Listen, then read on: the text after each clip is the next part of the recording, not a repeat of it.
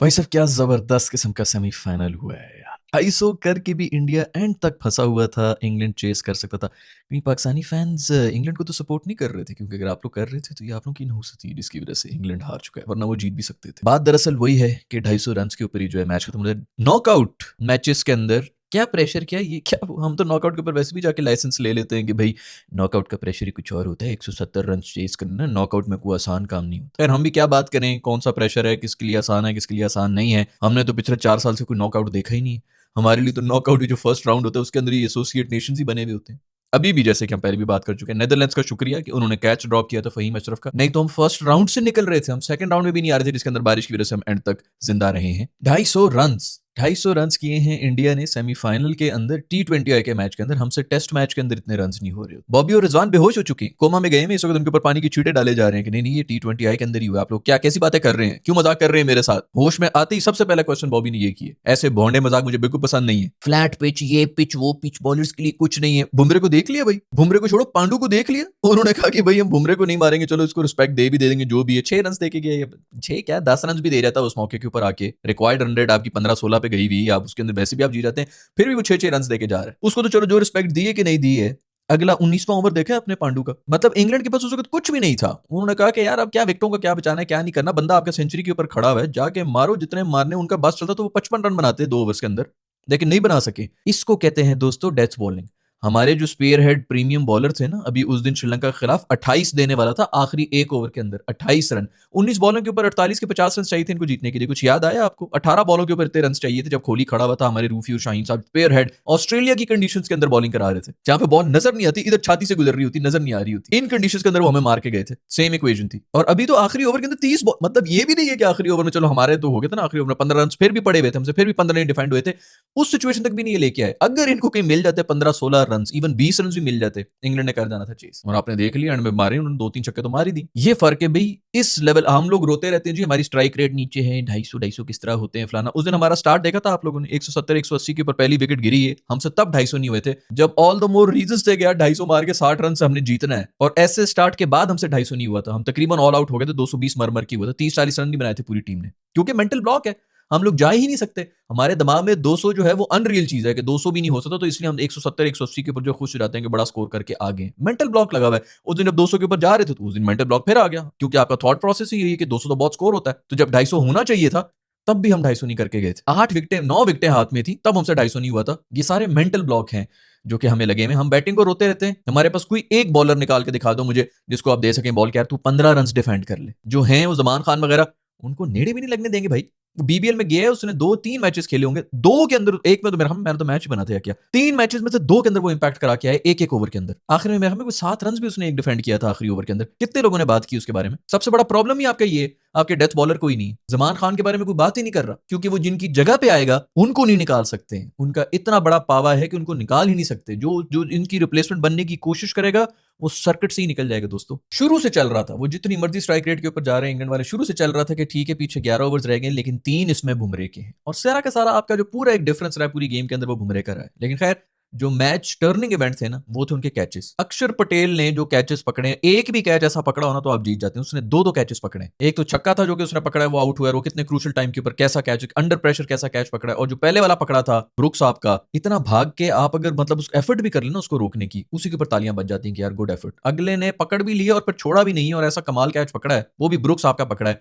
Book इस पूरे tournament के अंदर बस हमें पेलने के लिए आया था, हमें मार के वो चले गए। उन्होंने सेंचुरी मार दी, सिंगल हैंडेडली वो मैच लेके चले गए थे आगे। उन्होंने ना उनसे पहले कुछ उन्होंने किया था ना बाद में कुछ किया। इनफैक्ट ब्रुक साहब ने तो आज कैच भी ड्रॉप किए, संजू सैमसन का कैच ड्रॉप किया जो 81 रन मार के फिर चला गया। उसने फिर एक दफा गेम साइड पे कर दी। किस्मतें देखो वैसे इंडिया वालों की भाई, कोई एक पॉइंट नहीं है जिसके ऊपर वो अनलकी रहे हो, उल्टा लक भी इनको फेवर कर रही होती है। सारे न्यूमरोलॉजी के चक्कर में भाई हर चीज जो है वो मुहूर्त निकाल के जो ना सब सेट किया हुआ है, पीछे जर्सी पे कौन सा नंबर लगा हुआ है, नाम के अदद कितने बनते हैं, सब लक का एलिमेंट पूरे का पूरा उन्होंने ठीक किया होता। आप देखते रहे, अभी पिछले दिनों ये कोई गेम खेल रहे थे, अगले प्लेयर वो मेरे ख्याल में वो टीम हारने लगी थी, उनके 2-2, हाँ ये यूएसए वाली गेम जो थी, 2-2 इंजरियां हो रही थी एक ही मैच के अंदर। ये कौन सी शक्ति है जो कि चल रही है साथ साथ। पहले तो प्रूव होगा नहीं, और जब तक हो जाएगा तब तक जो है वैसी बड़ी देर हो जाएगी। खैर भाई जेकब बैतल जो है बेहतरीन किस्म के इनिंग्स खेल के गए हैं, बहुत मजा आया, बड़ा जबरदस्त जो है नया लड़का है और बहुत ही जबरदस्त इनिंग्स खेल, लेकिन फिर भी डिजर्विंग इंडिया ही था यार। आपने 250 रन मारे हुए थे जिन्होंने शुरू में बैटिंग की थी, वहीं पर गेम जो है वो तकरीबन खत्म हो चुकी थी, तो बड़ा जोर लगा दी इसने, मतलब बैटल नहीं बेसिकली कोई एंड में कोई जबरदस्त किस्म की इनिंग्स खेली, मतलब 100 रन की कोई छोटी मोटी इनिंग्स तो नहीं होती, सिंगल हैंडेड लेके चल रहा था, नहीं तो पूरे का पूरा इंग्लैंड तो कब से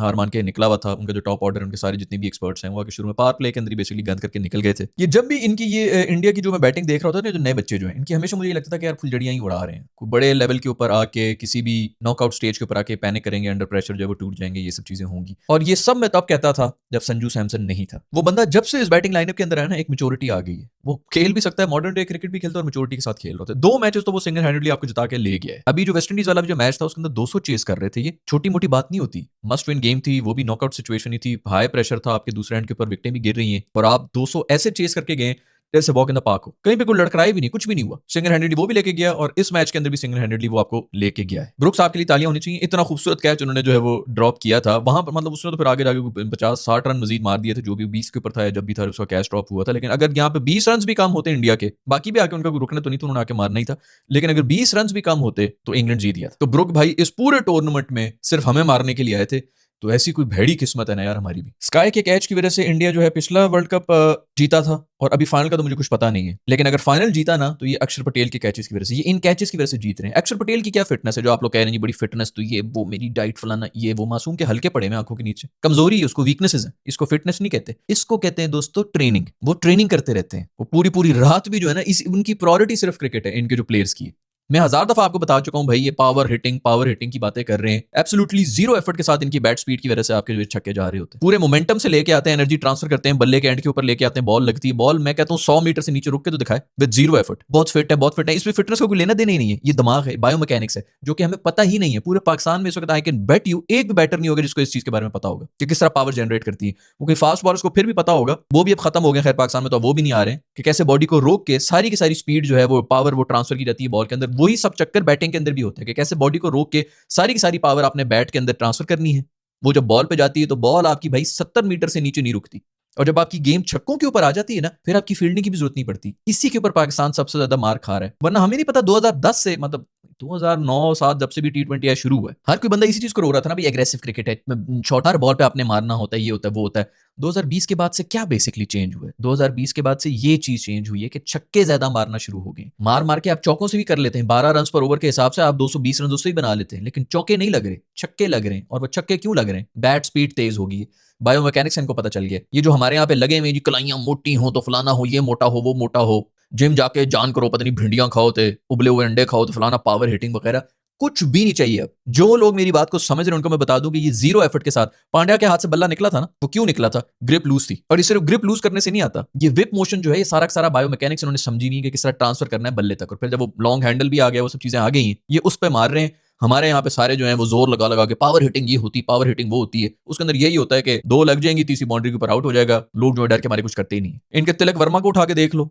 दुबे को उठा के देख लो, पांड्या को उठा के देख लो, जीरो पावर है उनमें, लेकिन सिर्फ बायोमैकेनिक्स के ऊपर मार रहे होते हैं। और जब तक पाकिस्तान को ये पता चलेगा ना, दुनिया पता नहीं कहां से कहां पहुंची होगी। मैं आपको हल्फन बता सकता हूं, पाकिस्तान के अंदर एक भी बैटर नहीं है जिसको समझ आ जाएगी कि मैं बात क्या कर रहा हूं। बैट स्पीड किस तरह बढ़ानी है, हैंड स्पीड किस तरह रोकनी है, किसी को कोई आइडिया नहीं है। और ये सब यही कर रहे हैं। निकल के आएंगी कुछ सालों के बाद, ये वीडियोस आ रही होंगी, तब मैं कह रहा हूँ 2 साल पहले मैंने आपको ये बताया था, पावर हिटिंग जी, मैं से छक्के मारूंगा, बॉल फट जाएगी, ये हो जाएगा। वो जोर लगा रहे होते हैं, पता चल रहा होता है, फुल जोर लगा के मारा है बेचारे ने, किल रहे हैं। हर एक बंदा इंडिया के अंदर इस वक्त बायोमैकेनिक्स के ऊपर मार रहा है, और जीरो एफर्ट के साथ, जीरो पावर के साथ। खैर बात हो रही थी यही कि ये जो कैचेस पकड़ रहे हैं इसके अंदर भी कोई फिटनेस नहीं चाहिए, इसके ऊपर सिर्फ मैच अवेयरनेस चाहिए और ट्रेनिंग चाहिए होती। 24 घंटे वो इन्हीं चीजों की ट्रेनिंग कर रहे होते हैं। पता चल रहा होता है कि जब आपकी लाइफ के अंदर सिर्फ और सिर्फ एक एम है कि मैंने क्रिकेट के अंदर, मैंने उसको अपनी पूरी जान अब दे दी है, सुबह हो शाम हो रात हो वटेवर, मैंने सिर्फ क्रिकेट के बारे में ही सोचना है, और क्रिकेट के अंदर जिस तरह मैं इंप्रूव कर सकता हूँ अपने आप को करना है, वो नजर आ रहा होता है। बाउंड्री के ऊपर जो इनके उछलू कैचेस हो रहे होते हैं, आपके कितने निकलते हैं? 3 साल से मैं आप लोगों से पूछ रहा हूँ, पाकिस्तानी उछलू उछलू उछलू, अभी पिछले दिनों किसी ने उछलू कैच पकड़ लिया था, आधे से ज्यादा आप लोगों के मैसेज मुझे आए थे, पाकिस्तान ने भी पकड़ लिया भाई। बहुत से लोग तो नाराज भी होते कि आप खुश है, हमने भी पकड़ लिया। कितना कोई छोटा स्टैंडर्ड है कि एक कैच के ऊपर तुम लोग खुश भी हो। बट खैर आई एम प्रीटी श्योर मेरी ऑडियंस को तो इसको फर्क नहीं, लेकिन कोई ना कोई एक छिछोरा जो है बीच में भपरा हुआ बैठा हुआ 3 साल से, जिसने कोई ना कोई आके लुच जरूर डालनी होती है कि आप खुश हो भाई, आप क्या बोलोगे कि पाकिस्तान ने पकड़ लिया। उनके हर मैच के अंदर 3-3 बंदे इस तरह पकड़ रहे होते हैं, हम एक पकड़ के तालियां बजा रहे हैं, ये हमारा स्टैंडर्ड बताता है। फिर भी अभिषेक टुल्लर भाई जो है वो एक दफा फिर से फेल हो चुके हैं। पूरा का पूरा टूर्नामेंट बड़ा जबरदस्त किया उन्होंने माइटी जिम्बाब्वे को जो मारे हैं छक्के बाहर निकलने का। तेरी तुम लोग इसको टुल्लर कह रहे हो, कितनी वैसे बेइज्जती की बात है। पूरी उम्र बेचारे बाबर को कहते रहे कि जी जिम्बाबर है, अभी जिम्बी शेख शर्मा इनको मिल गए, मासूम पूरी बड़ी टीमों के सामने फेल होता रहा, जिम्बाब्वे को मार के जो है वो हीरो बने में। खैर उनका भी ऐसे कोई पता नहीं चलता, अभी एक मैच रह गया है, उसके अंदर भी अगर वो चल गया तो वो अकेला ही मैच ले जाएगा। लेकिन टोलर का ये सीन होती है कि 7 मैचेस में से एक में चलेगा और फिर उसके अंदर गेम आपकी खत्म हो जाएगी। कंडीशंस तो उनके लिए बिल्कुल सूटेड ही है। अभी ये जो है ये फट्टा विकेट ही होती है, अभी भी खैर बिल्कुल फट्टा ही थी। और अहमदाबाद में भी उनको इस किस्म की फट्टा कंडीशन मिलेंगी।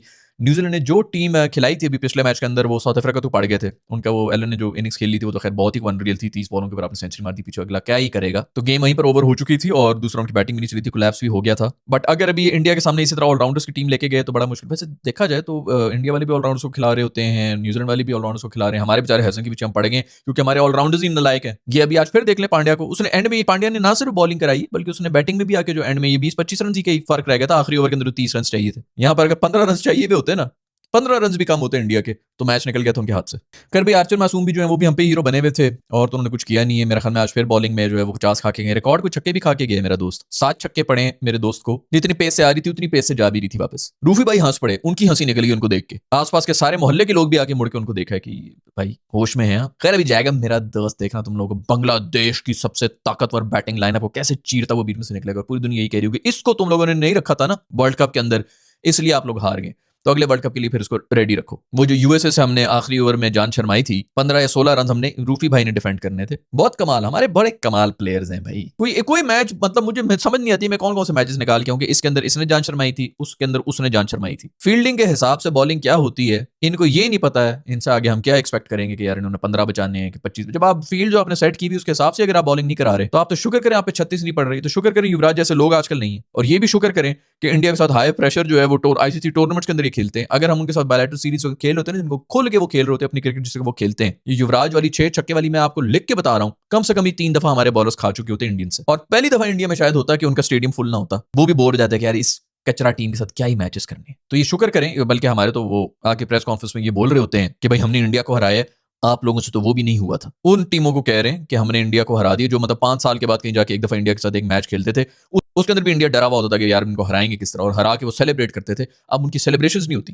खैर भाई बहुत बहुत मुबारकबाद हो, इंडिया जो है वो फाइनल के अंदर आ चुका है। मेरा तो प्रेडिक्शन ये थी कि इंडिया और साउथ अफ्रीका की हो गया फाइनल, लेकिन अब इंडिया और न्यूजीलैंड का हो गया। वैसे एक बात है कि न्यूजीलैंड ही पड़ता है इनको, लेकिन मुझे वैसे लग नहीं रहा। और अब वैसे भी इंडिया अगर फाइनल के अंदर आ गया है तो यहाँ पर आके उनका हारना बनता नहीं है। अपनी होम कंडीशंस भी है, वैसे भी 12 प्लेयर तो उनका वैसे उनका क्राउड होता है जो इतना शोर कर रहा था और इतना बैक भी कर रहा था, उसकी वजह से इतना प्रेशर सिचुएशन बन जाती है कि गोरे बेचारे तो वहीं पे पैनिक कर जाते हैं। तो यहाँ से उनका हारना बनता तो नहीं है, बट न्यूजीलैंड कुछ भी कर सकती है। तो जो भी हो फाइनल मजे का होना चाहिए, क्योंकि सेमीफाइनल भी जो है वो भी काफी मजे का हुआ था। वैसे तो पहला सेमीफाइनल भी जो है वो बुरा नहीं था, वो तो एक अनरियल किस्म की इनिंग्स होगी थी। 30 बॉलों के ऊपर 33 बॉलों के ऊपर आपने सेंचुरी मारी भी हो तो अब अगली टीम क्या ही कर सकती है। बट ये पूरी तरह से प्लान करके आएंगे और प्लान के हिसाब से बॉलिंग करेंगे उसको तो पकड़ा जा सकता है। बट खैर वेल प्लेड इंग्लैंड, मजा आया। जो सेमीफाइनल में मतलब डिजर्विंग टीम थी वही आई हुई थी, पता चल रहा था कि गुटाखरे की टीम जो है आपस में लड़ रही है। इन कंडीशंस के अंदर इंडिया को एज तो थी, और फिर अगर आप फुल बैटिंग का मतलब उसके ऊपर चले जाएं तो इंडिया की ऑफ कोर्स स्ट्रेंथ भी ज्यादा है। खैर भी आपकी क्या प्रेडिक्शंस है कि कौन जीतेगा फाइनल, इंडिया जीत रहा है कि न्यूजीलैंड जीत रहा है? एक बात तो कंफर्म है भाई, अब पाकिस्तान निकला मैंने तो हमारा तो भी जीरो इंटरेस्ट हो जाता है। मतलब अभी तो शुक्र है कि हम सेकंड राउंड के अंदर आ गए, थैंक्स टू नेदरलैंड्स, इन्होंने कैच ड्रॉप किया था फहीम वाला, अदरवाइज तो हमारा तब से खत्म हो रहा था।